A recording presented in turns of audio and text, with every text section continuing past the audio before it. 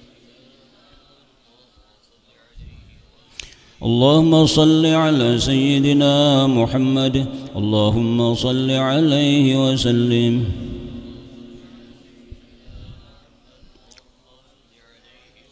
اللهم صل على سيدنا محمد يا ربي صل عليه وسلم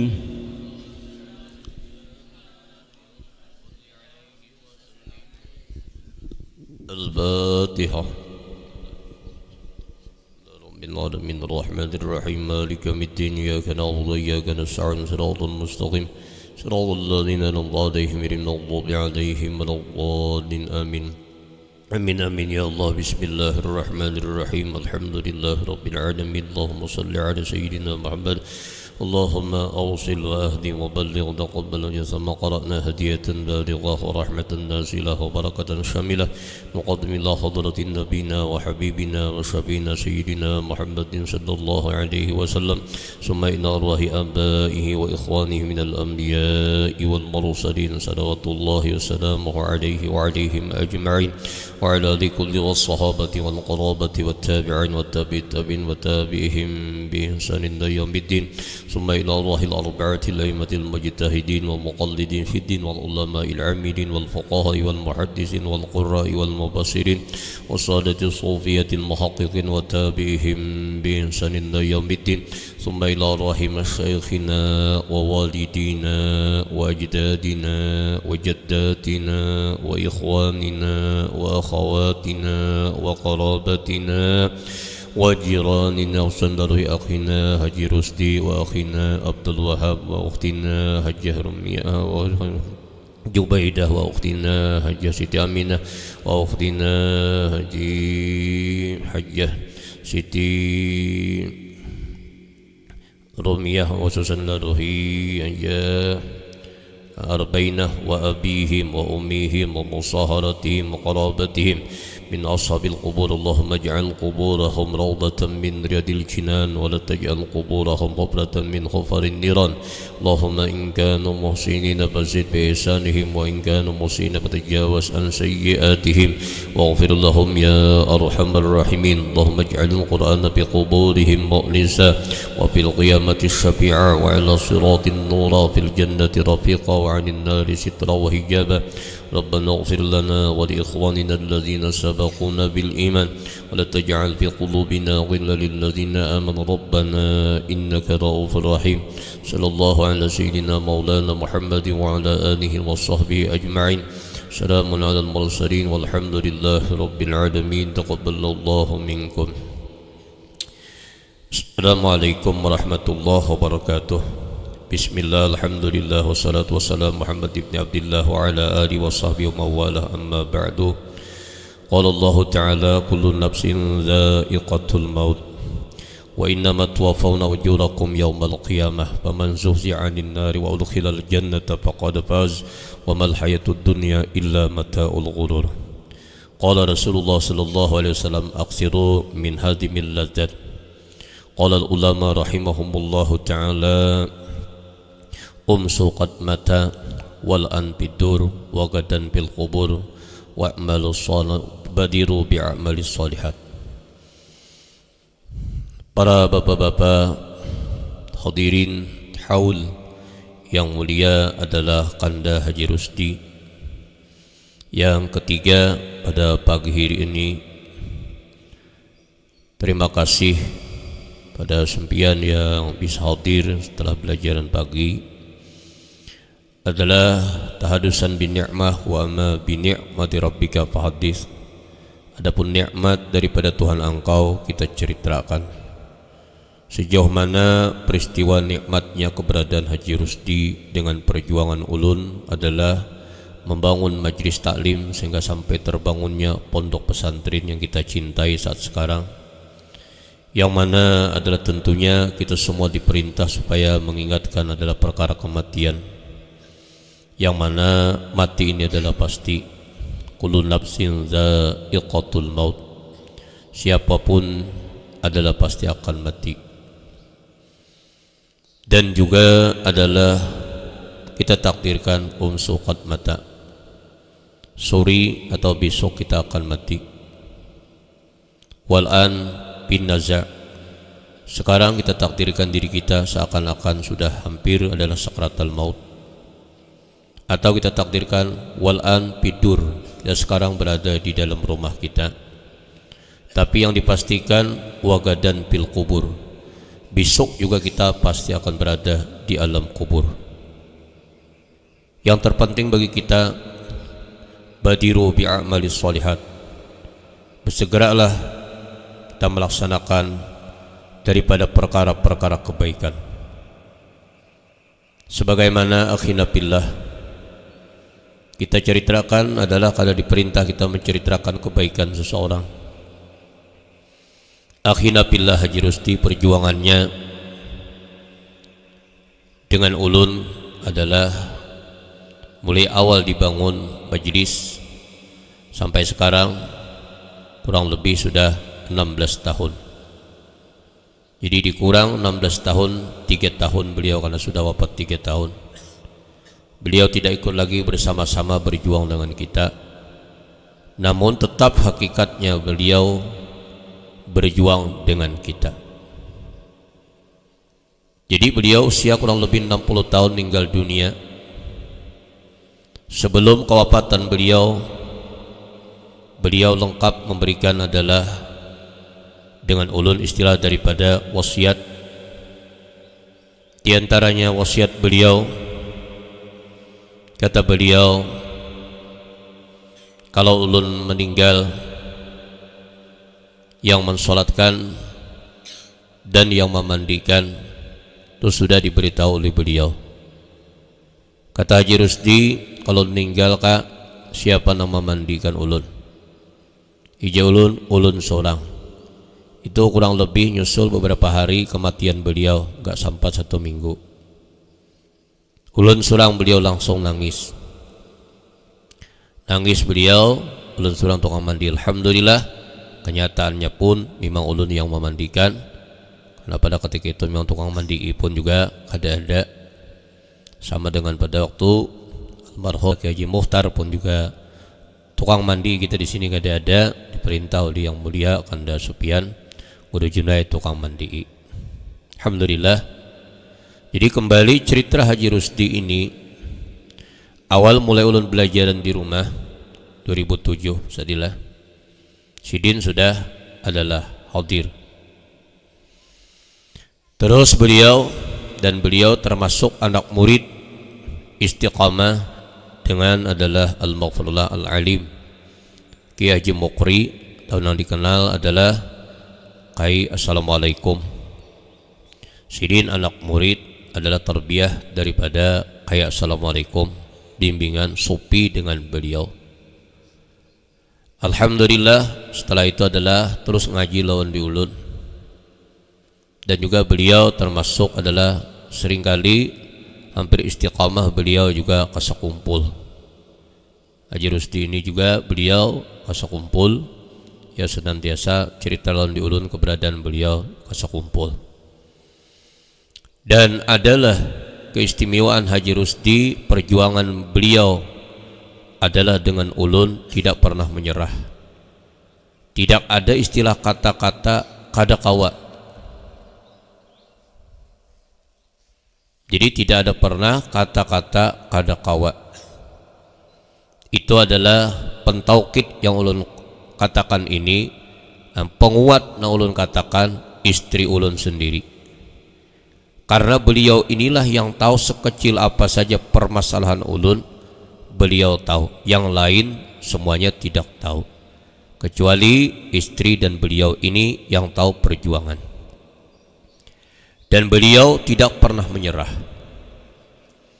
Di mana saja dipanggil, apakah pian di mana ulun di Banjar, ulun di Samarinda, ulun di Tanjung atau di mana-mana. Ada apa kak? Kaina singgah tu dulu. Singgah tu enak ke rumah datang tak? Atau sidin pulang dulu ke rumah sesegeranya datang. Ada apa tika? Jadi kada pernah menyerah. Dan ulun pun kada menggawi sesuatu masalah amun kada diakuri oleh sidin. Karena seingat ulun lawan bini ulun pandir tadi kada pernah melisit apa nang ditebak oleh beliau. Artinya keinginan beliau kayak ini kada pernah ulun melisit. Jadi bimbingan adalah pembimbing ulun beliau ini. Di segi apa saja beliau diam, dan beliau diantaranya kada mau menguyak dihurang. Ada mau sidin mandir dia, ada mau sidin. Jadi terhadap ulun segan kalau untuk menceritakan sesuatu, segan ulun lawan beliau. Beliau kada mau nyambat orang. Nah inilah keistimewaan Haji Rusti. Bukan saja istiqamah beliau dalam belajar. Kan ada orang yang berdekatan dengan guru cuma kada hakun belajar. Itu ada masih. Kalau sidin ini kada, memang berdekatan lawan guru, berjuang juga ikut belajar sampai akhir hayat sidin. Nah inilah, dan diakhiri hayat beliau husnul khatimah, dibimbing oleh menantu beliau Sahrani dengan zikir. Jadi pada waktu itu mungkin kurang lebih 3 menit setelah meninggal ulun datang, karena ulun masih berada di Gardu. Ada di Gardu situ nyusul beliau. Beliau sudah ditalkinkan oleh Sahrani mungkin ya 3 menit, paling sempat ada sampai 5 menit. Karena ulun sudah di Gardu itu menyusul, beliau sudah meninggal dunia. Nah banyak lagi adalah jasa kebaikan beliau, dan diantaranya adalah beliau kada pernah menyerah. Harus dicari duit nggih Kak, berangkat sidin cari duit untuk adalah kepentingan pondok kita.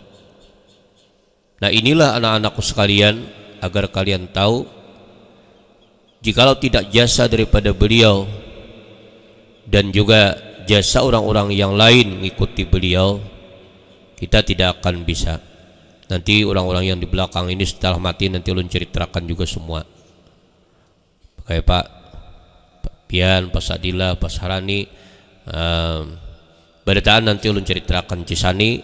Namun nanti setelah beliau wafat kayaknya akan ulun ceritakan hal ihwal kalian berjuang lawan di ulun. Nah, ini istri Kai juga di sini. Istri Kai di sini. Kenapa istri Kai di sini? Ulun beritahu lawan sempian.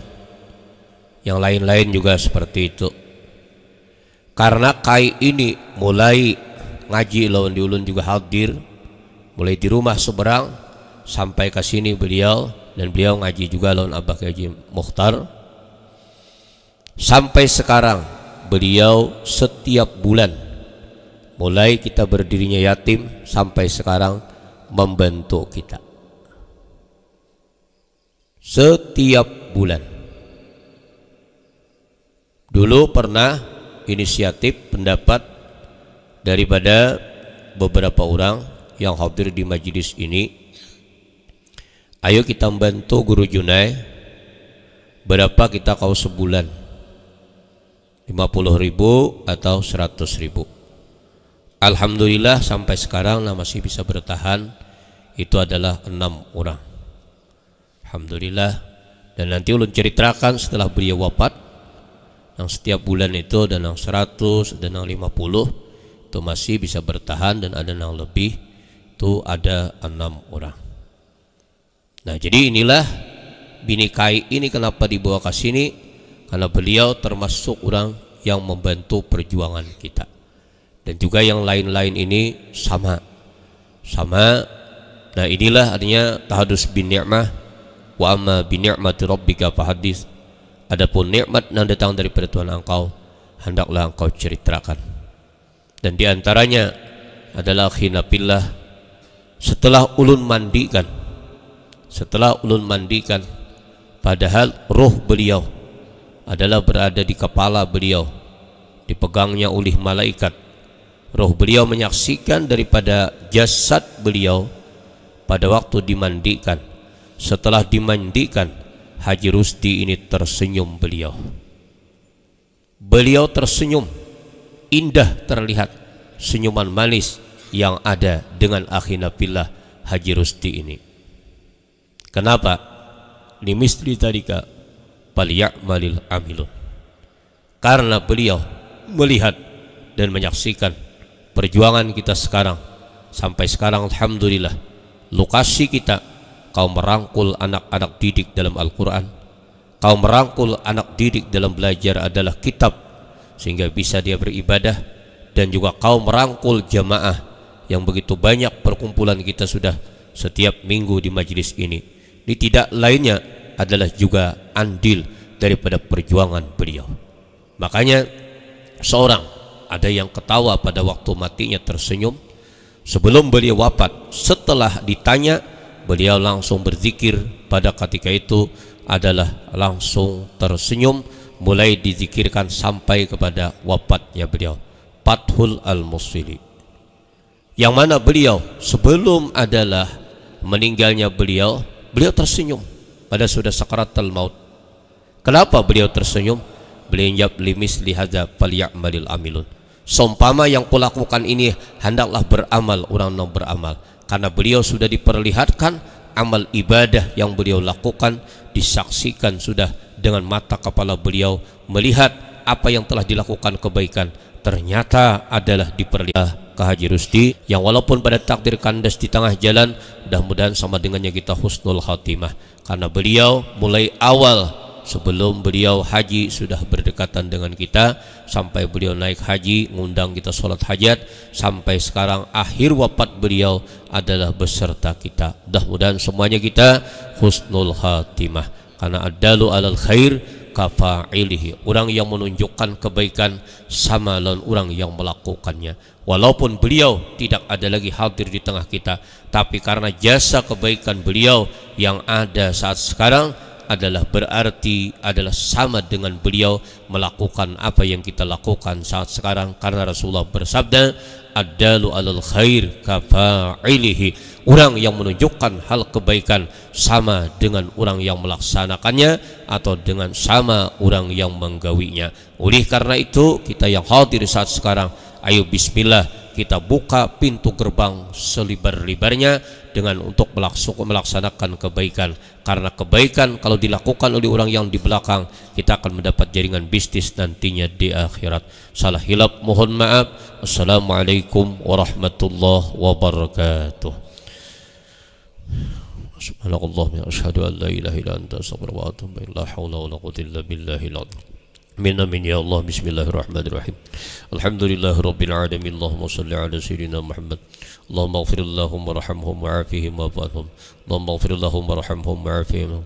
Allahumma ighfir lahum warhamhum wa'afihim wa'fu anhum wa akrim nuzulahum wa wasi' madkhalahum. Allahumma ij'al quburahum rawdatan min riyadil jinan wa la taj'al quburahum hufratan min hufarin niran.